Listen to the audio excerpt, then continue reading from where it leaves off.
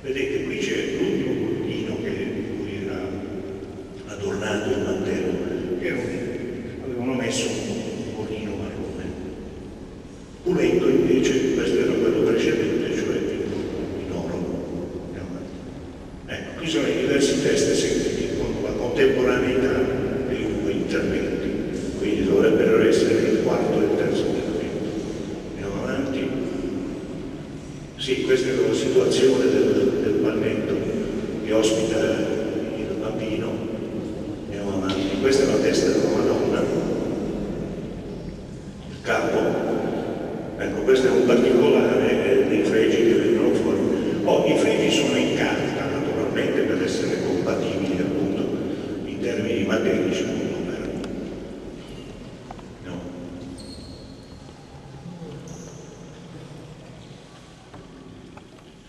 Sì, andiamo sempre avanti, sempre con queste rotture che si incontrano. Andiamo avanti, sempre il pannetto.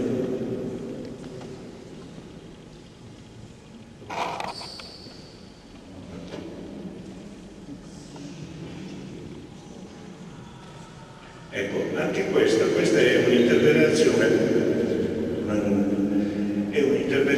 abbastanza soggettiva di chi ha fatto l'ultimo intervento, che ha messo queste cose rosse, che ha messo quelle palline bianche e appunto delle stelline, ha fatto questi richiami in porporina dorata, insomma,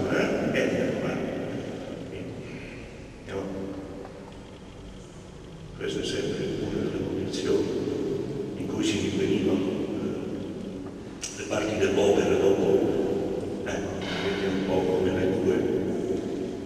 E questi erano poi i rivestimenti che avevano fatto con il tessuto medico. Andiamo avanti. Guardate un po' in che condizioni si rinveniva, si era ridotta la cartapesta.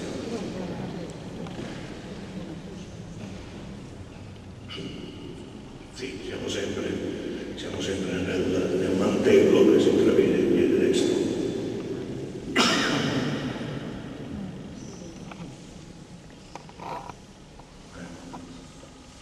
Sì, guardando queste immagini si ha veramente vedere una cosa devastante, più che devastante.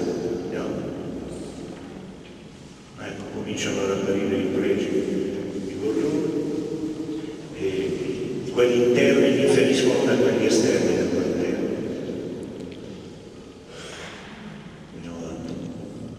Ancora.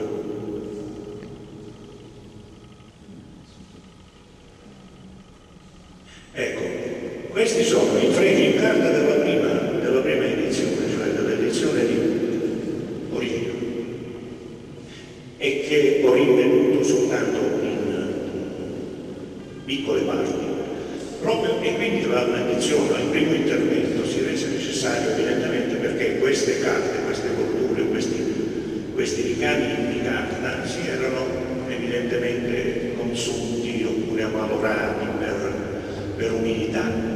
Però furono più coerenti, cioè rifecero le cordure utilizzando delle carte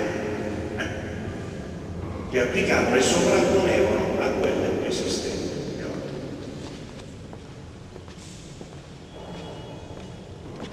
Sì, anche questo termine del mantello è un'invenzione, cioè tant'è vero che avevo sbagliato la mia. Questo è quando sono di scorpicamento dell'umano, cioè l'umano riesce a spiccare.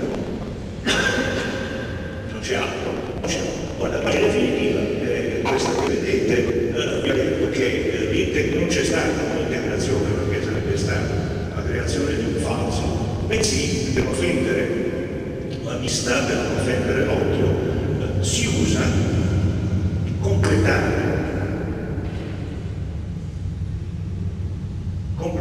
il disegno della cordura utilizzando delle tinte sottotono monocrome e non ripetendo i disegni presenti in maniera che i prodotti utilizzati sono perfettamente reversibili.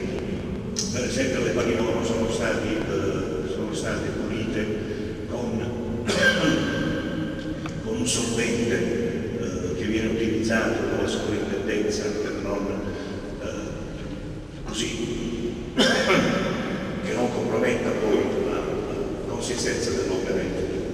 stata usata come di Conillo, è stata usata adesso di Bologna, sono stati usati i pigmenti naturali, quasi tutte terre, in quanto devono essere avanti, reversibili perfettamente. Questa misura ringraziamo